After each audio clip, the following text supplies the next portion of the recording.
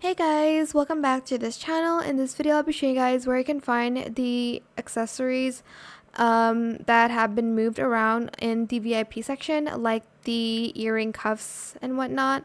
So they are actually, well, some of it's here, like the bracelet, and the earring cuffs are actually placed here above the pirate's hat, and it's actually here. It's not in the Valentine's section for some strange reasons. I'm not sure why.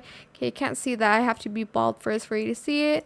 It's there along with this necklace as well as this bracelet. I did have a hard time finding it, but yeah, that is where everything went on the update. I hope it was helpful for you guys. Don't forget to like, comment, share, and also subscribe to this channel if you haven't done that already.